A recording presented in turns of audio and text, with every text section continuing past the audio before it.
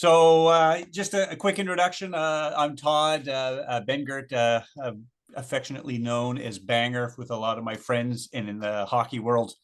Currently, I'm the Dalhousie assistant and goalie coach for our program here in Halifax.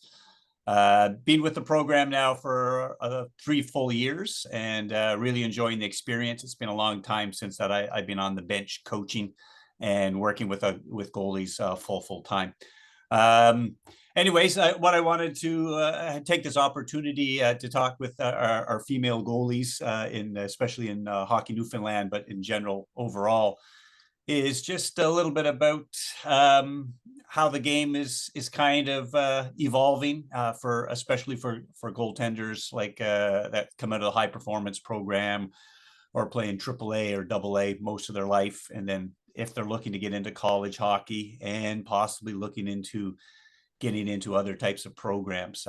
There's a lot happening right now in the women's game of hockey, and it's actually really exciting. And it's changed a lot of things, and it changes a lot of ways that we even look at it as college recruiters.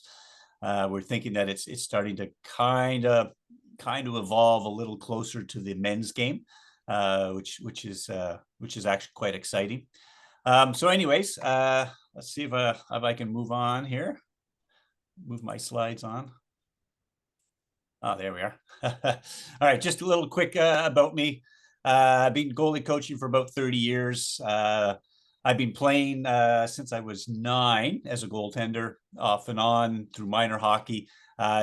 Just as a funny little story, to kind of come around on the women's program, my first and my only goalie coach when I was 9 years old, and this was 1979, was actually a female goalie. So it was that was my first experience, and she was my goalie coach that year, and I never had a goalie coach again. You guys are quite lucky now that almost every team and every program has quite a bit of goalie support.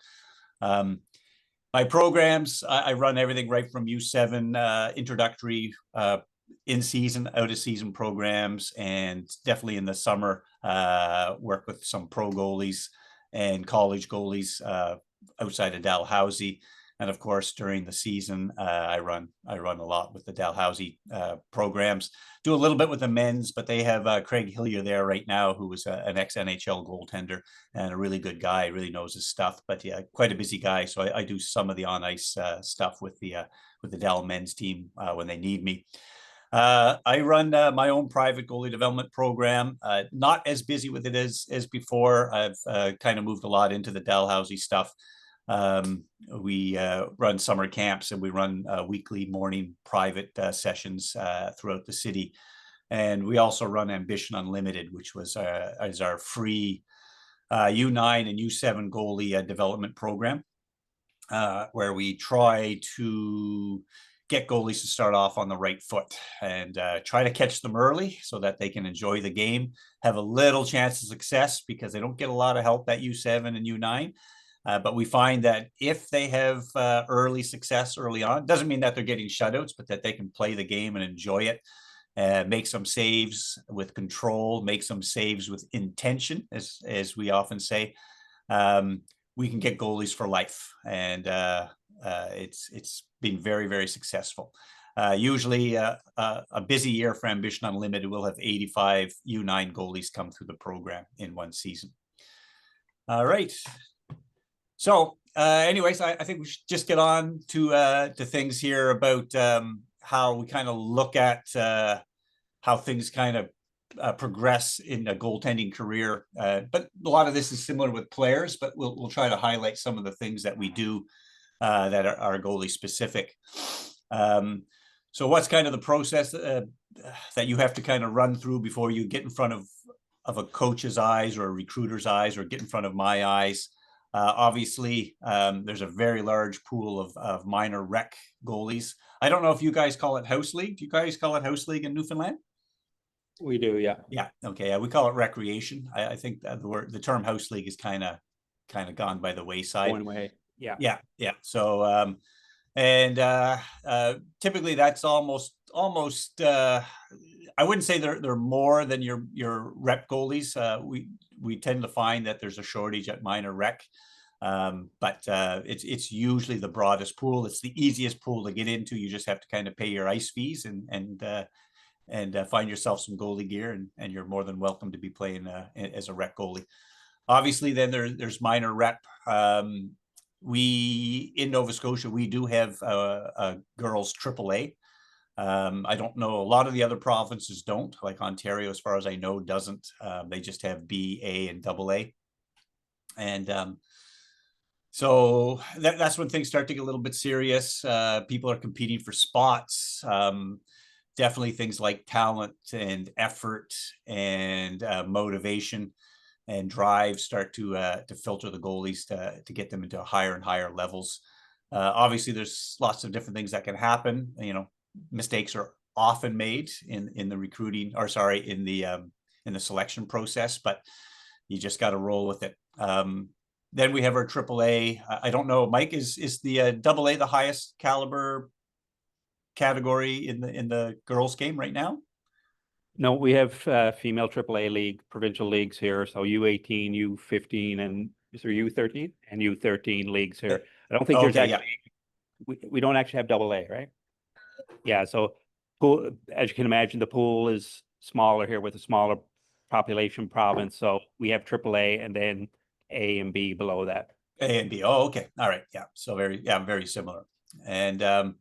And then we kind of get into our last little pool of goalies, which is where we're with you guys, is our minor elite. So minor hockey, but elite goaltenders, which is typically our high performance.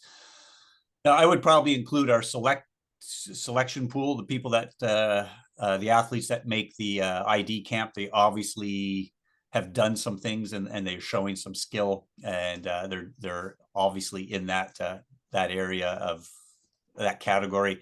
But definitely when you're getting down to your development camp and when you're pretty much ready to make your team, that's your high performance goalies.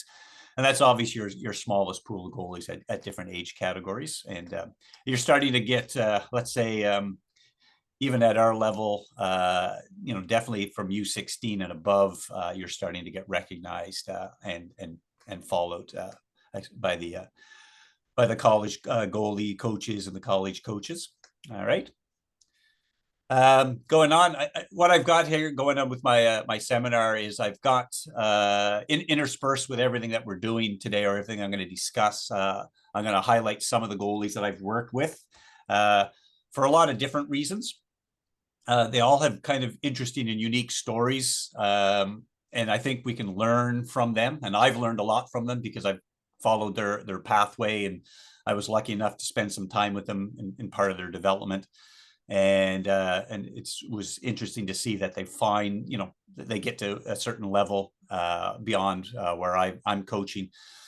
And it's interesting to see how where they came from. So the first one I have here is Leah Christine Demirs. I worked with her at a Canadian prep school. It's not on her elite prospects, but she was at King's Edge Hill in Windsor, Windsor, Nova Scotia. Some of your high performance players may be attending that school. I don't know. It's one of the better hockey programs here in Atlantic Canada in the prep school circuit. She originally came and played Quebec. Why I'm highlighting her, she did go on to play NCAA and had a very successful long career in the NCAA. She played a little bit in the NWHL, the kind of the first iteration of the Women's Pro League, for a little bit. She raises an interesting question and an interesting scenario. She played boys hockey all the way until she was grade 11. So she played fairly high level boys prep school hockey in Quebec. When we got her at King's Edge Hill the first year, she was a big goalie. She was 6 feet tall, extremely good. Just between you and me, she was probably better than our boys goalies. So she was tremendous, but she struggled. Her first season with us, she had a very, very hard time adjusting to the women's game. And it was, she had a little bit of a crisis of confidence. I think a lot of athletes don't realize that the men's game and the women's game is very different. And I see that as a goalie coach, and I see that as a coach, that the game is, obviously there's a lot of similarities, but it's also played very differently. It's structured very differently. So what made her story interesting to me is I often come across elite female goaltenders in minor hockey that are playing boys up to, maybe U15 AAA, even U18 AAA. And there has to come a point where I believe they have to make the transition to the women's game. I personally think U15 AAA boys is maybe is kind of at the end of it. I think definitely by U18, you should be transitioning to the women's game if you can, and to get accustomed to the play, to kind of set yourself up to be recruited, to get adjusted, and to be able to make the best performance you can when the decisions are going to be made for you to be able to move on to college hockey. So very, very interesting scenario. Her second year, her grade 12 year with us, she was outstanding. She was all around league MVP. I knew it was going to happen. It took a year, it took a whole season for her to kind of come around and learn how to play with the women's game. And then on to a great NCAA career with Merrimack. And she's now Dr. Demers, actually. So great to see how things turn out with some of the kids. So anyways, this is we're kind of looking at our high performance, that small, tight, select pool, not only out in Newfoundland, but all through Canada. Again, there would be the equivalent type programs in the United States. Obviously, with U Sports, we don't get a lot of opportunity to scout the American goalies, but we do get a lot of information from European goalies that are looking to attend school in Canada and play hockey. So this is kind of our flow chart. As you probably all understand, as you move through your hockey career, things get tougher and tougher every year. To be able to move on to the next level, to make a jump from A to AAA or AAA to a high performance, it takes a lot of work. It doesn't take just a little bit more work. It takes a lot more work. Because as you move into the higher levels, there's fewer and fewer teams available for you to land it. And every other goalie at your level or higher, or goalies even below you that are ambitious, they're all shooting for those limited spots. So once you start to move on to the selection process, where you may be looking at getting into prep schools with limited spots, Ontario Women's Junior U22, which is really the only junior league that we look at regularly. There are some other junior leagues in Canada, but we don't find the quality there easy to assess. There may be some good players there may be some good goaltenders there, but because the skill level in the other Canadian women's junior A programs or U22 programs are really mixed, it's really hard to judge if what we're seeing is what we're going to get. So there's not that many teams left to kind of handle all the goaltenders coming out of U18 AAA or out of the prep schools. US Canadian prep schools, generally somewhere between 20 to 35 teams, I would say, are definitely in the short list for recruiting, even for U Sports or NCAA. Obviously, the OWHL, which is the Ontario Women's League, the elite level. There are some different levels, but the elite level is the equivalent of women's junior. There's about 25 teams, and even among those 25 teams, there's only maybe about 15 that are of a really high caliber. They have that league is kind of tiered. It's a very odd thing, so you have to be careful as a scout. You may have a goaltender or a team that is a champion, but they're not actually the champion of the entire league. They're just kind of the bronze champion, which is very hard to keep track of, but that's where we're at. So out of that, that's just for North America, and whatever's happening in the United States as well in terms of their post-grad programs out of prep school. You're looking at a very, very, very tight pool of goaltenders and some very, very limited opportunities going into the NCAA and then youth sports. Right now, Division I is about 44 teams. That may change a little bit as with the Title IX and a lot of the men's programs starting to expand. So other Division I teams or other Division I schools are starting to add hockey teams. And usually with the Title IX, they have to kind of match the funds that they're spending on the men's program to the women's program. So that may create some more opportunities at Division I in the United States, or more teams kind of getting added to the to Division I programs. And right now in youth sports, there's 35 teams. NCAA Division III and ACHA type schools, I'm not very familiar. We do on the odd occasion get goalies coming back from Division III to come play with youth sports, but it hasn't happened very often in our Atlantic division, as far as I know. We've had Division I goalies come back, but haven't seen many Division III goalies. All right. So we got a tight competitive pool. One thing with the division youth sports and NCAA Division I, what you do find, it's not fair play. Teams will tend to stick with one goalie, even though they may have 3 or 4 goalies rostered. So you may make a Division I program or a youth sports program, but you could be the 3rd or 4th goaltender, and it gets even harder and harder to make your way into the starting or even the backup position, because there's so few opportunities. All right.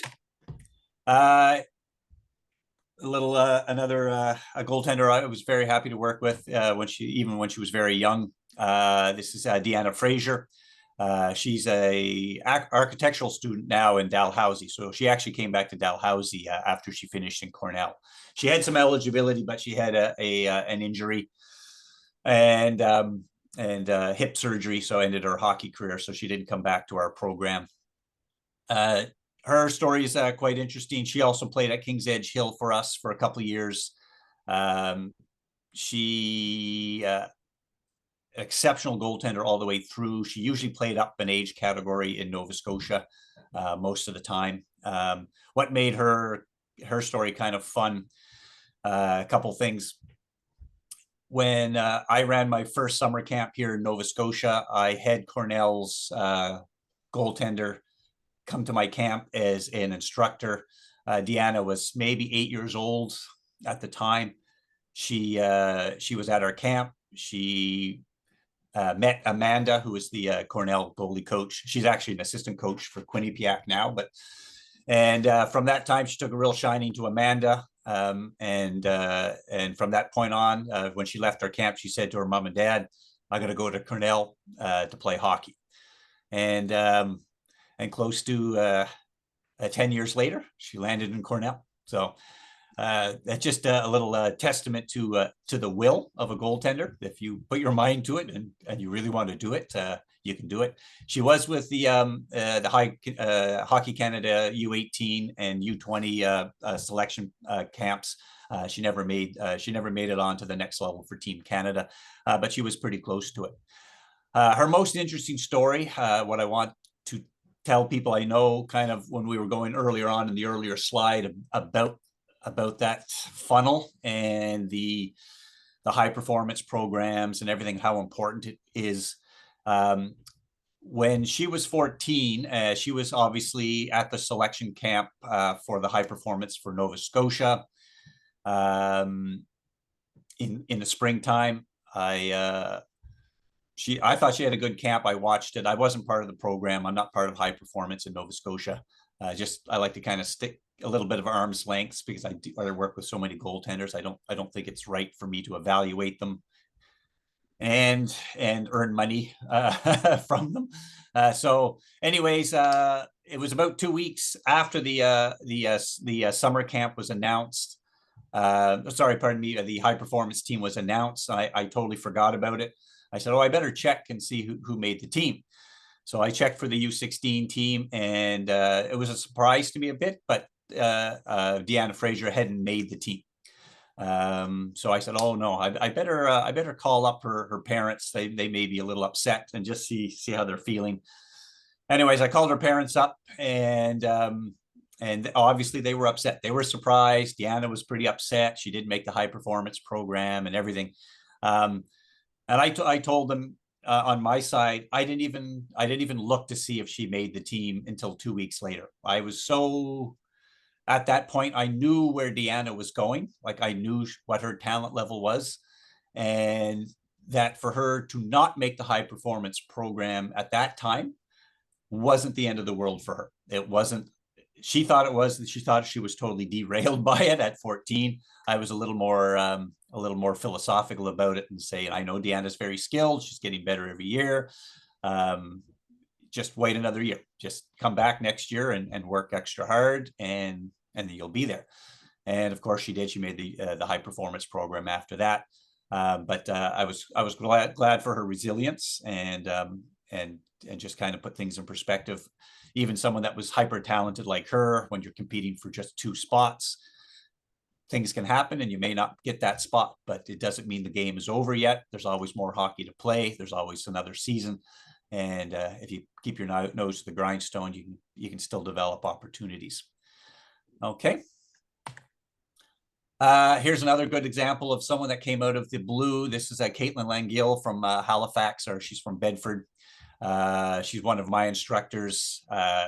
She played U18 AAA women's. She did apply to Dal, or she was in a recruiting pool. There wasn't a lot of room for her to come in. We kind of figured she would have been a 2 or 3 year project, to be ready at the U Sports level. But anyway, she went on and got an offer from Carleton University. She was supposed to be the 3rd goalie, and she had a pretty good, solid U18 AAA career. Anyway, she gets to Carleton, and the starter is almost career-ending injury coming into camp, and the backup ended up being on academic probation, meaning that she wasn't allowed to play. So Caitlin got to play the entire season last year. As someone who I didn't think was going to play U Sports for another 2 or 3 years, even though she got recruited. Very, very weak Carleton team, but she played outstanding. Her numbers were 913 on 282, but she was probably averaging about 40 shots a game, and she was tremendous. So actually, turned out that I was very wrong. She was ready to play at the U Sports level. Kind of a regret of mine, but I'm very happy for her. But you never know where the opportunities are going to come up. You just have to be ready when it comes across your table, and be ready to take a bite of it and go on from there. So anyways, why I had the women's goaltending game going on from college and beyond. What's made it very interesting for us now, because no longer is U Sports or the NCAA kind of the pinnacle of women's hockey. We now have a legitimate professional league here in North America. So that's made things very exciting. So we're very happy. Not only do we have the professional league now in North America, there are several European countries that have multiple tier professional women's leagues going on. Switzerland, Germany, Finland, Sweden. I'm sure if we looked around, even Austria, France, maybe. So there are a lot more opportunities to go on with your hockey after you finish college. Pretty exciting for us because we are not just thinking about how our season is going to be and the success of our season. We're thinking about how can we move our female athletes on to other programs, professional programs. We haven't been that lucky yet, but we've had some players move on to some minor pro in Europe, which we were pretty happy about. But obviously, it gets even harder, especially getting to the higher levels. The PWHL, we're talking now 8 teams. Virtually every team is going to have a national level goaltender. Hockey Canada, Hockey USA, Hockey Germany, those type of goaltenders. That type of caliber, it is going to be very hard to break in. You're going to have quite a pedigree The teams don't seem to be very adventuresome or very experimental. So to get into the PWHL, your pedigree, your resume is going to have to be nearly impeccable. But you don't know, things may happen. Maybe an opportunity may open up, and if you get a chance to play and you play well, you may be able to stick. What has changed for us in terms of recruiting, which may be interesting for some of you, because there is life after college hockey, whether it's U Sports or NCAA. We are not rushing players to recruit them as quickly as before. Most female athletes, they're prior to professional hockey, they knew college was kind of their maybe their final stop for competitive hockey, but they didn't want to delay their education or their full-time education to get better or to develop a little bit more to secure a spot. So most, especially in youth sports, most players and goaltenders were coming in at 18. Now we're being a little bit more patient. If it's possible, if we don't think you could be a starter right out of the gate, we really encourage players and especially goaltenders. I'll maybe touch on that a little bit, but I think goaltenders take longer to develop than players. We encourage people to play as a 19-year-old in the OWHL or do a post grad at prep school. Don't have to rush in as an 18-year-old. A couple things that are nice about that. We find if you can play an overage year or even a couple overage years, you get a chance, especially in the OWHL, you get a chance to play against full-grown women that are 19, 20, 21, even 22 years of age, which is a lot more representative of college hockey. You're playing against bigger and stronger and faster athletes. The game is a little more intense. The shots are harder. The coaching is generally a little bit better, especially in the higher tiers. And we encourage that if you don't think you're going to come here and play immediately, and if the space is limited and they may be a third or fourth string goaltender, get another year of junior or post grad.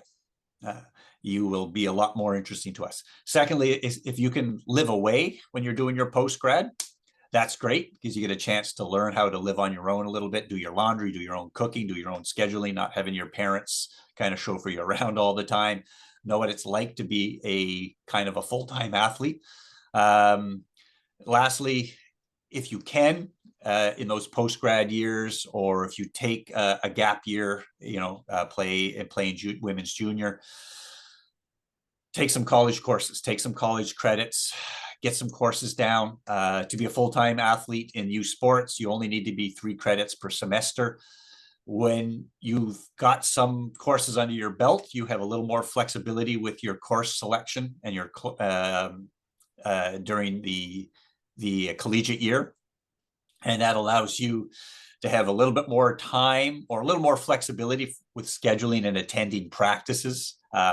We try to have 2 practices a day so we can accommodate people's schedules for us. But having a half team practice is just it's not fun. It's not super productive.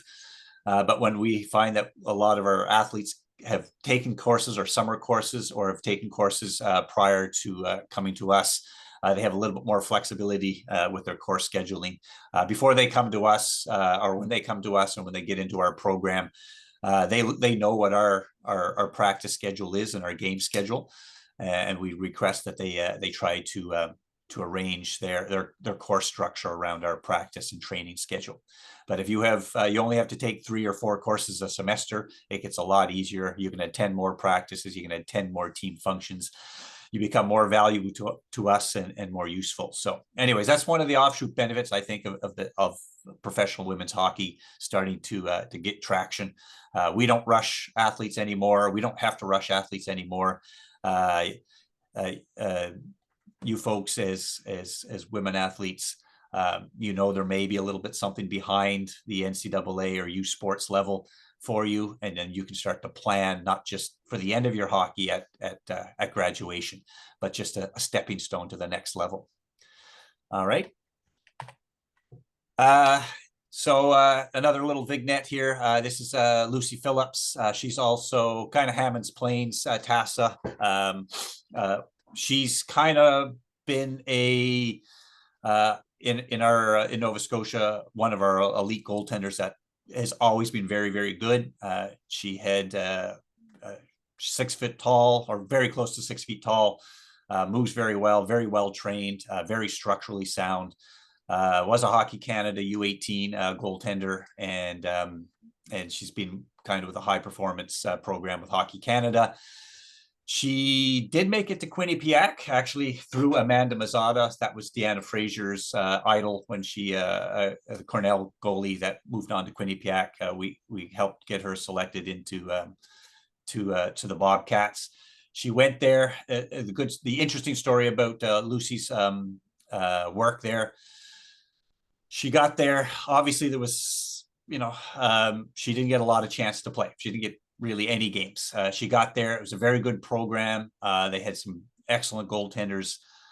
She couldn't crack the top 3, or couldn't really crack the top 2. She didn't have any opportunity to play. Probably very capable of playing, but anyway, she put herself in the transfer portal, and she switched off into another program, Robert Morris University. She's there now, but even then, it's still, she's a backup, but with a chance to probably get into a starter role next year. But she's had to work. She had to bounce around a little bit, even though she was a very highly touted goalie. You could be a Hockey Canada goaltender, and there may still not be an opportunity to play when you move on to the college level. You'll either have to be patient, or you may be looking for other opportunities come the end of the season.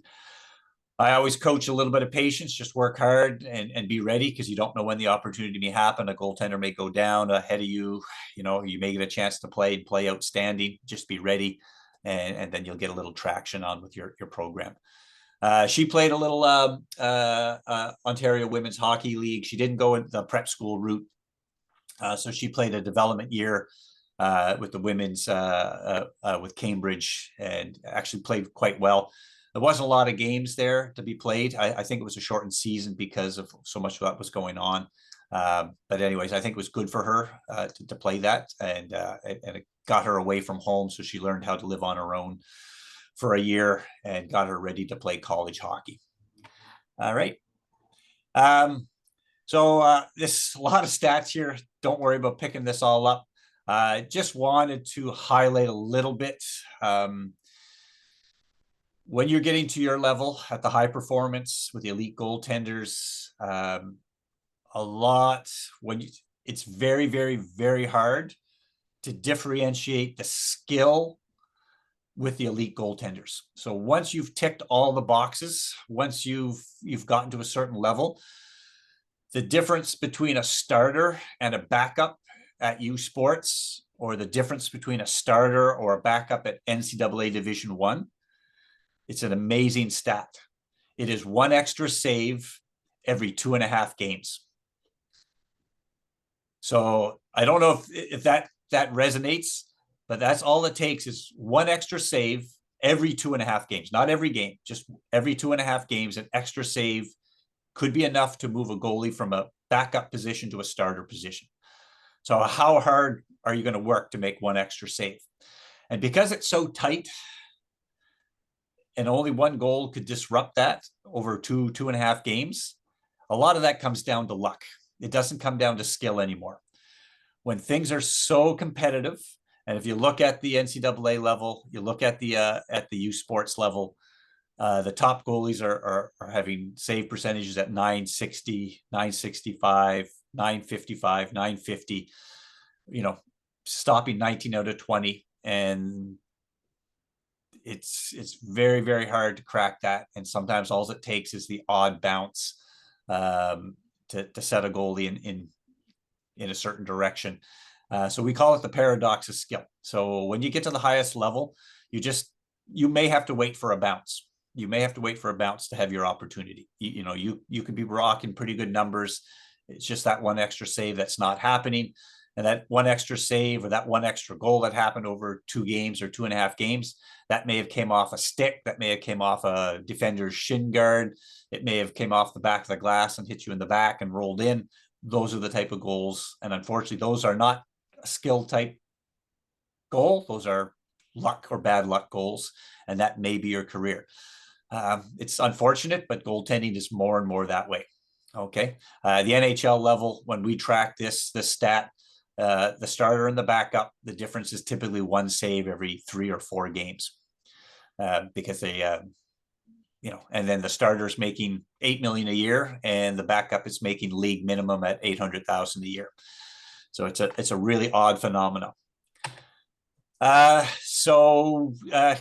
vignette here. This is Lisa Mumberket.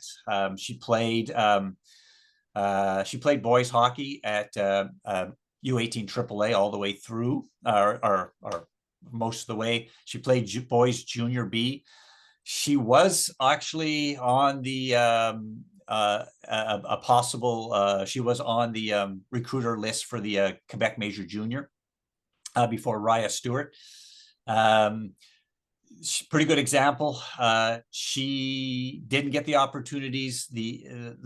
As she got to the U18 AAA boys level, it got a little tougher. Her maturity gap that she had early on kind of disappeared as the boys got older. She kind of lost out a year. She got cut at U18 AAA boys. She lost a year, not being able to play anywhere. Kind of landed with a junior B program, which is really high skilled hockey, but it's very, very hard to develop at the men's level, at junior B men's. But she had skill, a lot of skill, and unfortunately, I think her delay in moving into the women's program kind of was a bit of an issue. But I think she definitely had objectives to play major junior or junior A men's hockey. It just didn't kind of pan out, so things kind of got delayed. She moved on anyways, got an offer with Holy Cross at Division 1. This is kind of going back to the paradox of skill. I know her development camp in September and October at Holy Cross, she was likely the best goalie at the camp. Unfortunately, she hurt herself. So she went out to a captain's practice, was the only goalie out there, skated for 2 hours with the team, ended up hurting herself and wasn't able to start the season. And by the time she was ready to play, the first 2 goalies were entrenched in the program, and she couldn't crack any ice time, which is really, really unfortunate, because she's definitely, in my perspective, a high quality Division 1 goaltender. So anyways, that's all it takes is just a little misstep or a little bad luck, and it can put you back on your heels. She's still there, and she's headed back sometime here in August. So hopefully she'll be able to crack a regular playing role for that team. So before we get into a little further on and with Q&A, just want to go real quick here. I don't want to get too far down here before we move on. This is how we kind of recruit here at U Sports. Usually, we usually find that we get most of our leads from your coaches. Coaches reach out to us typically to kind of tout a goaltender, or say, can you look at our goalie as a prospect? She's graduating this year or next year. We'll sometimes get contacted by if you have a private goalie coach you work with that is not part of your team. Quite often, I have a network of goalie coaches that we do talk to, and if they bring a goalie across our table, we'll definitely have a very serious look with her on her. Sometimes get contacted by other U Sports goalie coaches or coaches, which I always kind of find odd. They will show us a goaltender and say, hey, you should look at her for your program. I always wonder, well, why aren't you looking at her for your program? Why are you giving giving her to us? But we still look at her. We'll always put her in our pool to take a look at. We don't find those goalies tend to pan out. There's usually a reason that that team is not selecting her, and they're moving her on to someone else, which I find very odd. The other thing for you, most youth sports programs and even NCAA programs, they have a website where student athletes can get recruited. So you can submit your information. You'll get put on our list to review and stuff like that. So it doesn't hurt, by the time you're 16, looking at some different school programs, looking at universities that may have fields or academic fields of your interest, and reaching out to those schools through their website. It's a good place to get started. Costs you 5 minutes to do. And then obviously players and parents, eventually reach out to us directly. We don't usually like to talk directly to anybody until they're getting into their grade 12 year. Things are a little too early, but sometimes informally we have contacts with parents, and that'll usually, depending on our research, it'll put the goalie into our recruiting pool. Obviously, anyone that comes out into that recruiting pool that sits into our mass pool, we do track stats in all the U18 AAA programs across the country. We definitely track stats and track goalie performance and the OWHL.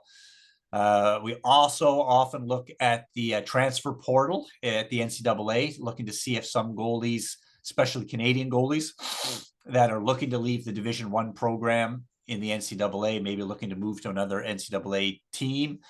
What that sometimes can mean to us is that they may come back to U Sports. If they can't land on a second team at the NCAA level, they may come back to Canada. The nice thing about the NCAA coming back to U Sports, there's no red shirt year. So you can be repatriated back to the U Sports program and be able to play that next season for us from day one. And of course, we're always actively watching and scouting games like high performance ACC, the Atlantic Challenge Cup, obviously any SEDMA type tournaments or tournaments with a lot of Atlantic Canadian teams. We will go out and watch U15 AAA and U18 AAA type tournaments. Couple things. What do we look for in a prospect? These are my things. I have a motto for goaltenders: do the simple things well. Fundamental stuff, skating, positioning, all the basic save selections. Just they should be, for an elite level goaltender, they should be second nature. Just do them well. Don't look awkward. Don't look that it's like it's a struggle. It should look super smooth. It should look like you've done it 10,000 times. Do the hard things consistently. So this is the kind of an X factor. Can you make the extra saves that we need you to make? Not every team is going to be a really strong defensive team. Some teams, like our program, is a bit of a mixed bag in terms of our defensive structure. We need goalies that can steal games, can do and pull off some amazing saves, but do it on a regular basis. We don't expect them to do it every time, but they can't just do it by accident once. They have to be able to do it time and time and time again. And as a goalie coach myself, I don't look for any particular type of goalie, but come to me with your fundamentals under your belt, and be a goalie that I can work with. So that kind of moves us on to the intangibles, and very, very important to me. Willingness to learn, to adapt, to kind of change to you may be in a starter all your life, but can you be a backup? Are you going to be a problem for the team? Are you going to be a problem in practice because you're not getting any playing time? Those are always problems. Can you change a little bit of your style or the way you play? I don't like to change my goalies very much. All our goaltenders are extremely different, and we select even the goalies that we have coming into our program in the next 2 years. They are different as night and day. We've seen other things in them and what they could do, and we found out that usually it's their intangibles that attract us to their final selection. Be quick to learn, be willing to learn. Body language, I always look at. We always try to watch full games when we're getting down to our smaller pool of goaltenders, because I like to watch it live, because when the camera's panning up the ice to the other end, I like to watch to see the goalie that I'm scouting. What's her body language look like? Is she engaged? Is she upset? Is she slumped? Maybe she let a bad one in, or she's, the team's on its heels and is she getting, is she not showing any emotion, or is she wearing her emotions on the sleeve? Those are all important things. And 30 years kind of coaching this game, I know body language as well as I know what a stick save should look like. Be accountable to yourself, be accountable to your team. And lastly, get the game. Be a student of the game.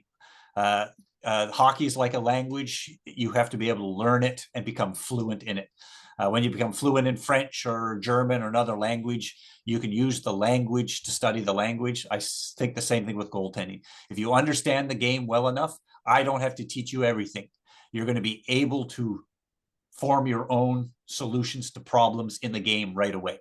So that's to understand and get the game. Obviously, outside the game, not related necessarily to hockey, you're a student first in college. If you don't take care of the punctuation and everything, you're going to have a hard time at college, and you're not going to be able to focus when we need you to focus. Time management skills, hugely important. If you're getting mom and dad to do stuff for you, this is the time to take control. You have to learn how to do this yourself, because people aren't going to wake you up. If you miss the bus, you're going to be in trouble. If you miss your class, you miss assignments, it's going to be a really hard, difficult time at college hockey. Be willing to park your ego. You need help, whether it's academic help or physical training help, even mental health assistance. Do not hesitate to reach out. There's so many resources. My goalies as well. This is back to the game. I have ice all around the city all the time. If they need extra work and they want extra work, they get it. No questions asked. Take care of yourself physically and mentally. You got to be the best. You got to be in the best shape possible. Size important? No, not to me. It is unfortunately very important to a lot of goalie coaches and head coaches. A lot of goalie coaches, when they're helping recruit a team, they do recruit on size, thinking, well, we can't teach size, but we can teach the other things. I don't think that's necessarily true. Size is a nice bonus, but the next three goalies that we have coming in, the next two goalies we have coming in, 5'6", 5'7", and this is Maddie Beck. She played boys U15 AAA all the way up, Hockey Canada U17, prep school as well, NCAA, played at Holy Cross, the same as Lisa Mumbercat. She was 5'3", outstanding goaltender. Probably had an opportunity to move on to play maybe some professional hockey out in Europe, but she elected not to, and she's moved on with her life. So size doesn't matter. She was an outstanding goaltender, and 5'3" is about as small as you're going to get at the collegiate level. All right, and puck handling, size not so much, but puck handling for sure.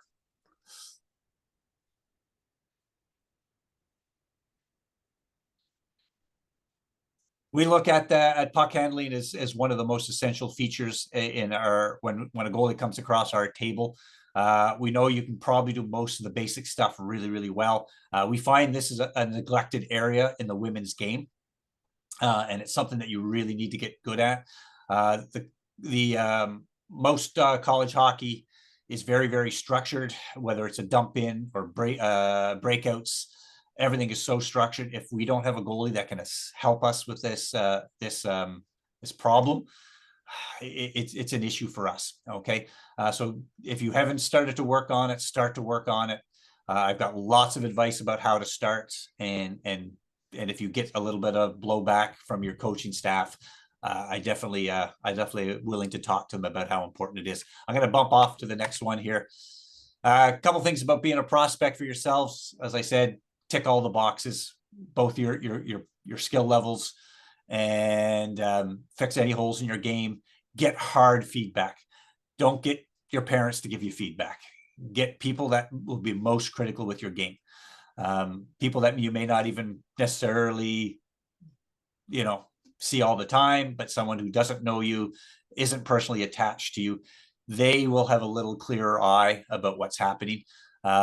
Secondly, build your marketing profile. So this is the social area. You guys will probably have a lot more skill than I do, but create a contact list of all the schools. You can research that all online, coaches, contact information.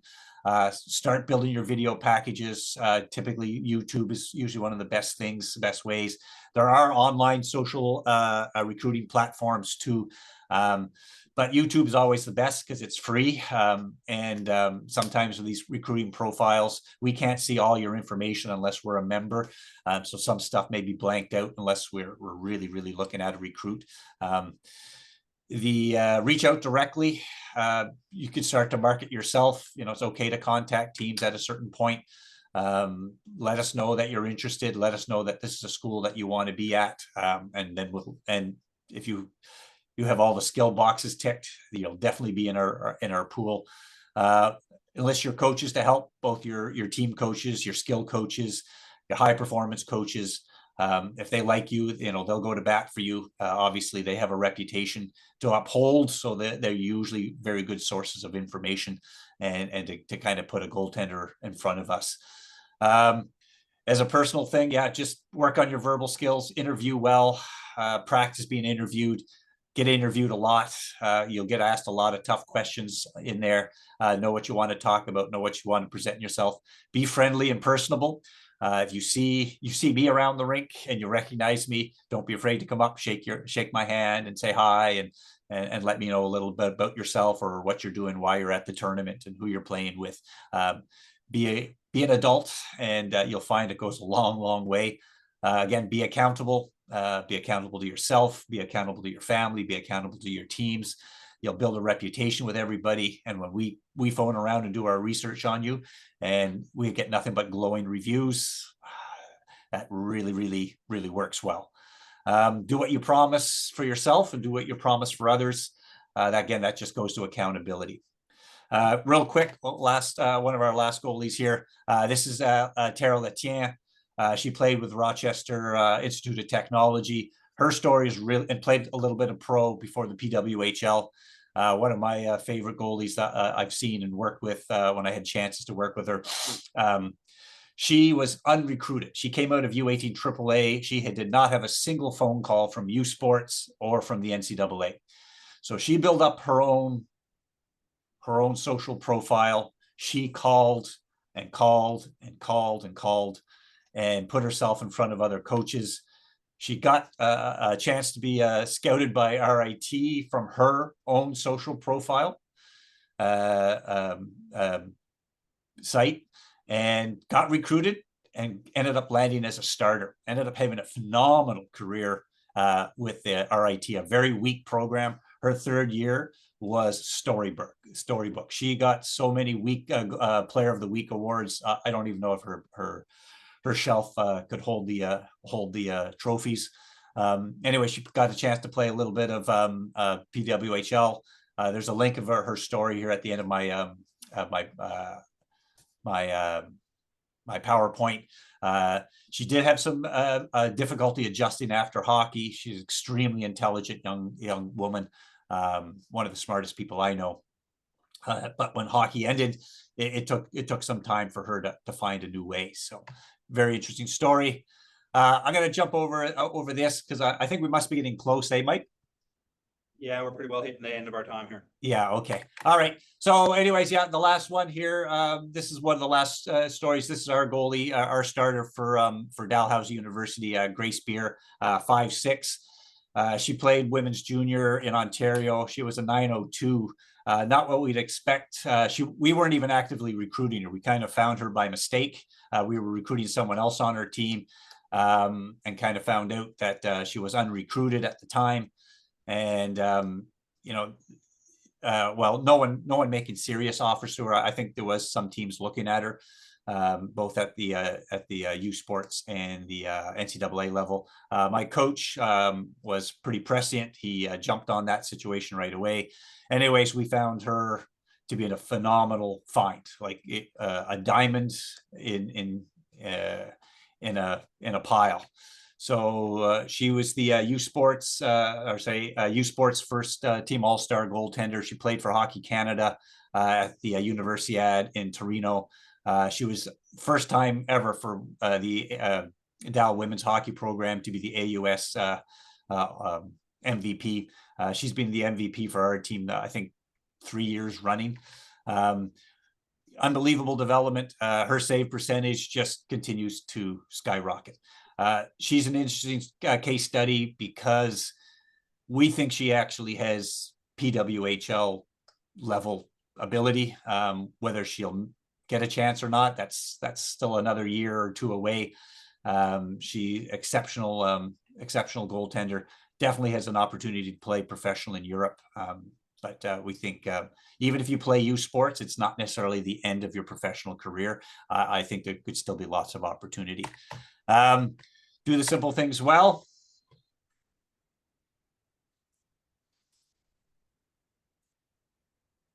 And Grace is a total example of that. Everything is, super easy. And then do the hard things consistently.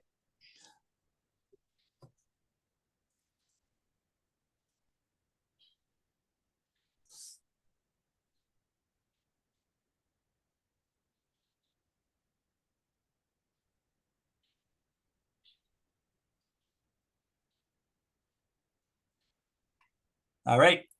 And so anyways, that's it, folks. Thank you very much. Definitely thanks the Hockey Newfoundland High Performance Program, Mike and Kelsey, and definitely Corey Keats, who got me linked up with you guys. And anyways, here, I'll leave the PowerPoint with you, Mike, if anyone wants to take a look at it, and you can share it with the athletes there. There's some links to some of the goaltenders I highlighted, and you're more than welcome to use that. So that's perfect, Todd. Thanks very much for your time. That was really great, really good information in there.